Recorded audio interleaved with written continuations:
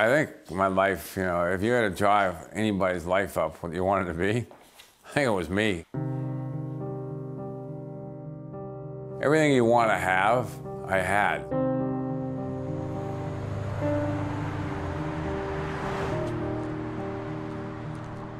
The second you met him, you immediately liked him. Just a great guy. The best guy in the world.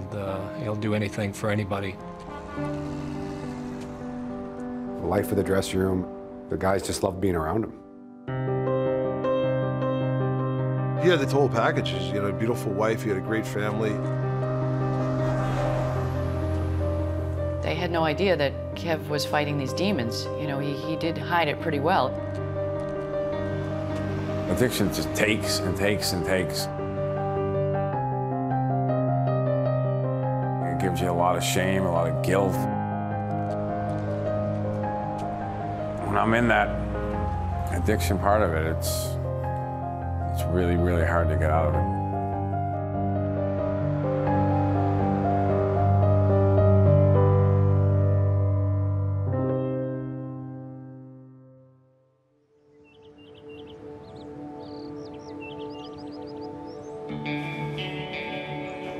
This is Pembroke, Massachusetts, a small town south of Boston and the childhood home of Kevin Stevens.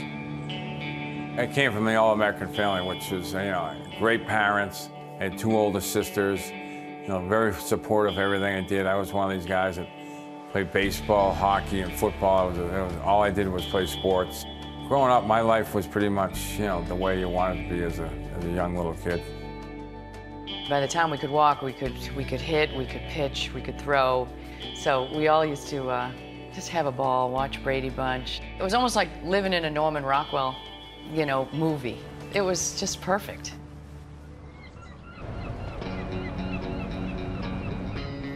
Stevens excelled at hockey. His talent on the ice led to a full scholarship at the school he had always dreamed of attending, Boston College. Across the Leafs moving in. His shot kicked out. Rebound, Stevens score! Stevens became a collegiate star, but that was just the beginning. He shoots and scores! The hat trick for Kevin Stevens. I was kind of like in awe of those guys, and to get out there with them, it's pretty amazing. It's one of those things where you don't really believe you're out there. You're kind of pinching yourself. Well, I think he was one of the best, if not the best, left-winger power forward for a few years. He dominated. I mean, he's, you know, 6'3", you know, 235 pounds, 245 pounds that could absolutely fly. On in front, Stevens scores! There weren't too many as big, as powerful, as strong, but he was the prototypical at his prime. That was a dream come true, you know. It was, you know, it's just something that kind of just rolled. It was the most amazing thing. The Stanley Cup has come to the city of Pittsburgh. Look at Kevin Stevens. What a playoff year he had. One of the reasons why the Penguins are here. Kevin was the heartbeat of the team. You know, Mario's a very even-keel, reserved guy, and he loved Kevin because Kevin would say stuff that Mario wanted to say, but sometimes Mario didn't want to say it, so Kevin would do it. He was the party of the room every game. He made it fun for everybody to come to the rink. I've heard Kevin say this before. He said, if you wanted to be anybody, you wanted to be me. He said, I had it all. Christ, we were young then. It was nice. Well, things changed quick.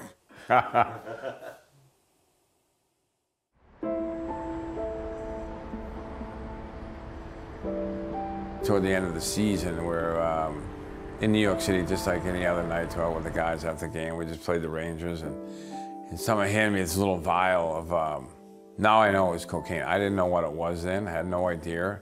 I made a decision to take that into the bathroom and do it. That was the first time I've ever tried drugs, and that kind of set off this gene in my body, which I didn't know I had. We all enjoyed our beers together and had fun, but that was the extent of it. And obviously, you know, he got involved in other things, and you know, like he says, the one decision changed his whole life. I didn't know this was going to affect my life that night. I didn't know it was going to put my life for the next 24 years like in this kind of chaos. What boyhood dreams on the backyard rink are made of. Game 7 in a Stanley Cup playoff series. It was Game 7. It was against the Islanders, and I was coming out of the penalty box, and I hit Rich Pilon, and I kind of smashed heads with him. And there's a big collision at the whistle. It was out on my feet, so I couldn't really. I hit the ice, and I went right into with my forehead and kind of broke all the bones in my forehead because I couldn't put my hands on it because it was out when I hit Pilon. And it's Stevens who's slow to get up. He isn't getting up at all. I was on the ice, and you know, when it happened, I knew right away something was pretty serious. That's not something that I think too much about. It was pretty gruesome.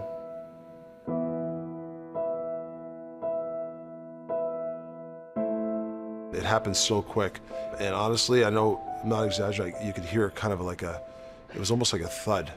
His face smashed on the ice, and it was like an eggshell. It was like someone took a hammer and crushed his skull. Wow, it was scary. I mean, you know, he's so fortunate. His neck is so strong, or else it could have been a lot worse than even what it was.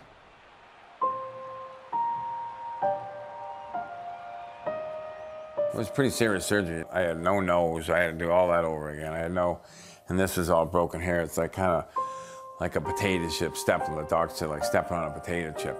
So basically they had to cut him from ear to ear, pull his face down, and reconstruct it with 9 plates and a lot of screws and other things. And he put all these plates in, he put it back together, and I was very lucky. I went that night to the hospital after the game. His head was 5 times the size it was. It was just, it was a really gruesome sight to see his face how it was and the damage that happened to his face. And he was in a lot of pain, You know, after he got injured, he got on the Percocets and other drugs to make him feel better, and just couldn't stop. You know, instead of being a player that should stayed in Pittsburgh and played there 17 years and scored, 600 goals and been this great player, I was a player that was starting to get on the move, get traded a lot. He was a Hall of Famer. I mean, there was no question. And then all of a sudden, you know, he became more average. If you look at my career, you know, I had 30, 40, 40, 50, 50, then it goes addiction. You're going to lose everything till you stop it. It just takes and takes.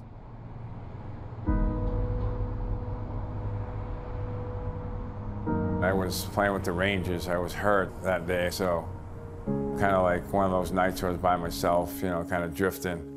I went outside and asked the cab driver to kind of take me to find drugs. They took me to the street where I found this girl who was able to find the drugs, you know, and we went back to a hotel and, you know, started doing the drugs, and next thing you know, the cops came and they knocked on the door. You know, you look through the hole there and you see these 3 cops sitting outside there, and it's like, oh my God, you know, that's the first thing, yeah. It's terror. New York Ranger left winger Kevin Stevens is being held in the Collinsville Police Department tonight after being arrested. Stevens is being held without bond, charged with soliciting a prostitute and possession of drug paraphernalia. Mr. Stevens, do you have anything to say? Do you have any comment? He had been out for a considerable amount of time, several hours, smoking crack cocaine. He was cooperative in every way, including, you know, admitting that he had been involved in this and that he'd been smoking the cocaine. Yeah, it was scary. She brought 2 or 3 other people there with her. You with people that are killers, you know. I could have been easily killed that night. That was one of those situations where they were setting something up to, like, you know, probably get robbed and get hurt.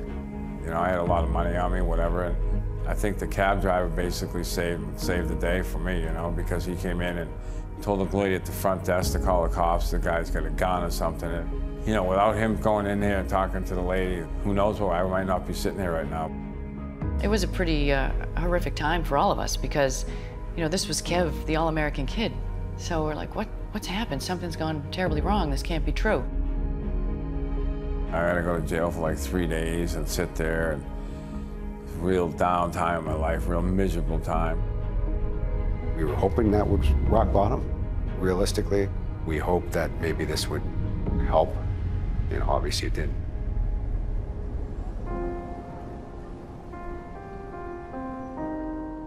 Stevens' playing career quietly came to an end in 2002. Despite his well-documented problems off the ice, an old friend was still willing to give him a chance as a scout. Mario is such a class person and such a caring person that he was hoping that he could help Kevin out and that Kevin could, you know, get straight. But I couldn't do the job the right way. I couldn't do it, you know, some nights I was fine, but I was very inconsistent, just like this whole addiction thing is. It takes you different routes in different ways. You hear through the grapevine that he would be at the rink and he wasn't in very good shape. You know, it went on for a few years and then eventually they just couldn't, you know, again, the same thing. They had to take a step back and they had to let him go. That was difficult. I believe it was March 18th, 2010. We were in Boston, and first and only intervention I was part of, Kevin thought he was coming, I think, for a meeting. It kind of surprised him, and there, you know, he agreed to go to rehab. Mario had a plane ready for him to be, you know, to go to Florida. The plane was coming from Pittsburgh to pick him up in Boston. He was going straight to rehab, trying to turn his life around. He did well for a while, but as I mentioned before, had a relapse. But you know, he's in a tough situation. He's in a battle for his life. Personal life was bad. You know, I got divorced. You know, I lost my family. I lost a lot of my friends.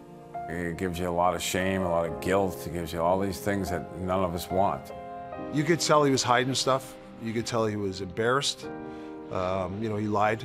You know, all the stuff that addicts do. You're lying, you're cheating, you're stealing, you're being dishonest, you're being the person you never want to be. That was probably the hardest thing as a friend, is taking a step back and thinking every day, are we gonna get a phone call that he's in the ditch somewhere and, you know, something bad happened, he's dead.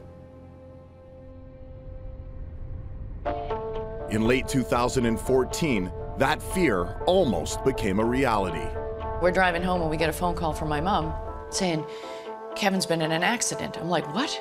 I think I drifted into the other lane. I got in an accident and ended up breaking my neck and my collarbone. It was a head-on collision. His head again smashed through the windshield and he broke his neck. And that was horrific. Not really sure what happened because it was in the midst of, like, you know, not being in the best shape. And we didn't know if he was going to make it or not. I had 9 hours of surgery on my neck, you know, to fix it. He was in intensive care for over 3 weeks, touch and go, but right back to having to have heavy doses of painkillers. Thank God he was okay, and we were hoping this was it. You know, you're like, okay, is this it? You know, is this going to be the time? And, you know, it still wasn't, you know, which was crazy, but, you know, it still wasn't the time.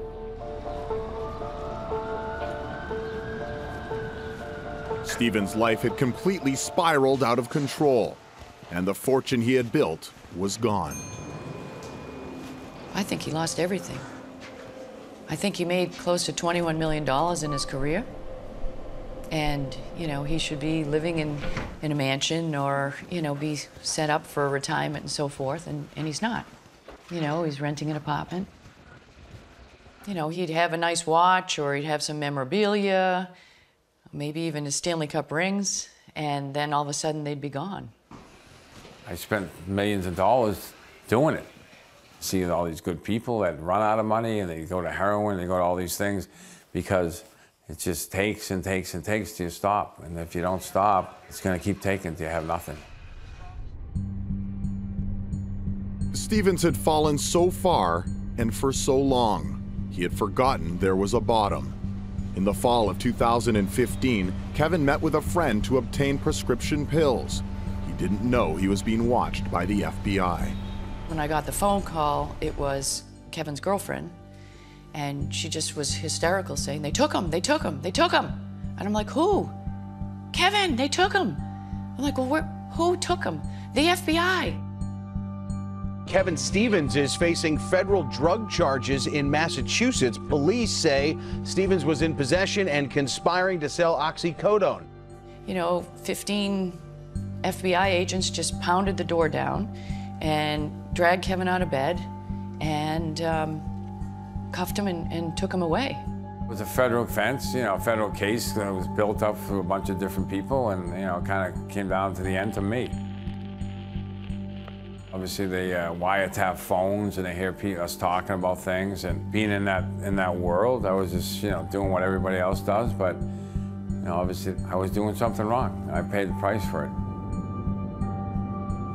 I went down to visit him at a detention center in Rhode Island, which is not a very nice place. Gang members, drug dealers, not a nice place.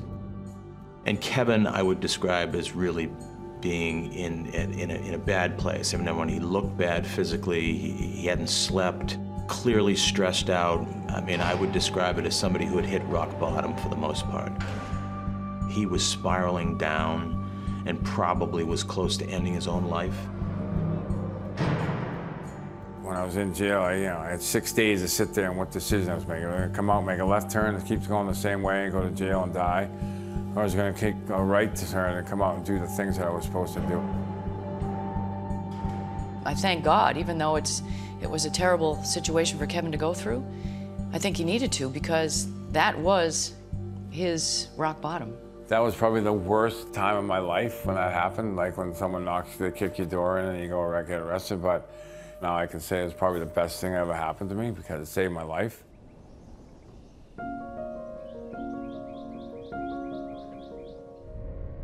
Stevens left jail a changed man. For the first time in more than 2 decades, he fully committed to getting sober. It was very difficult. The first 3 or 4 months of sobriety was like torturous, you know, and it's, you know, you got to take it a day at a time. You got to be around people that can help you get through those situations. And I was willing to sacrifice, to do anything to get sober, you know, because I wanted to try to live a life that, you know, I could be around another 25 years and be happy. Over the year that I spent with Kevin, it was pretty clear. I mean, he was truly committed to sobriety. Physically, he looks better. He's dropped 30, 40, 50 pounds. His mind is clearer. He just seems like a happier person than he was when I first saw him, when he was in that terrible place.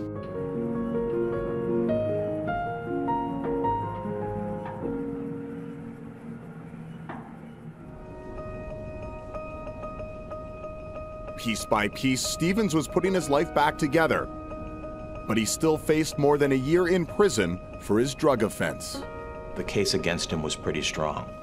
They had audio recordings of conversations. They had surveillance video and photographs. You had a situation as a lawyer where he did not have a triable case. He was petrified. I think he really thought he was going to go to jail for probably a year or so. You know, it was scary because, you know, I went into that court hearing that day and I had no idea what was happening. He could have said, okay, yeah, 9 months, and I had to go that day. He was really tense. He couldn't drink, he couldn't eat. He looked very uncomfortable. You could hear a pin drop because when Judge O'Toole started to talk, you would have thought he was going to jail.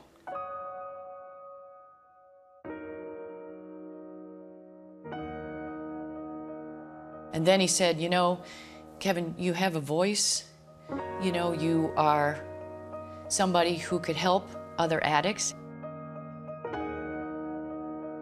This was the product of addiction and the product of head injury by a good person who had turned his life around, and to interrupt that progress that he made would be a huge mistake. And so the judge decided to impose a probationary sentence. $10,000 fine and 3 years probation.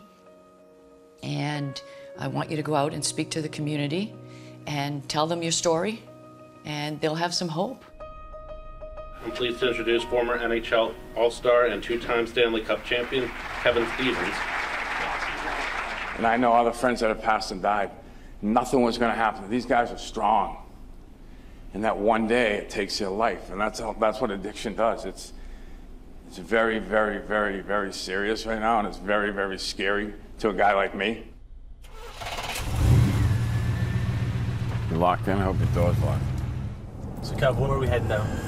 We're heading over to Braintree to go to an afternoon meeting, which, which is a big part of my life now. They're really probably number one in my life, because if I don't go to these meetings and I don't be in the right frame of mind, and nothing else in my life goes well. So it's very important for me to get to these meetings, because it's helped save my life, really.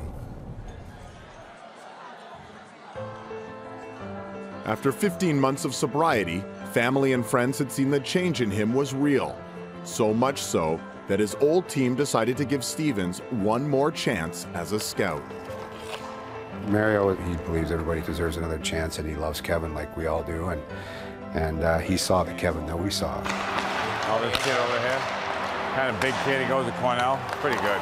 And I think it's good for him, to be involved with the Pittsburgh Penguins. He's been a big part of our success over the years, and a big part of my success, and anytime I can help, I'll do it. It's funny, it's pretty scary. He still gets the loudest ovation out of anybody, They don't even have to say his name. One of the best things that happened to me since I've been sober. Just feel very comfortable, feel very grateful, very fortunate that I have the chance to have another opportunity there. I'm very lucky.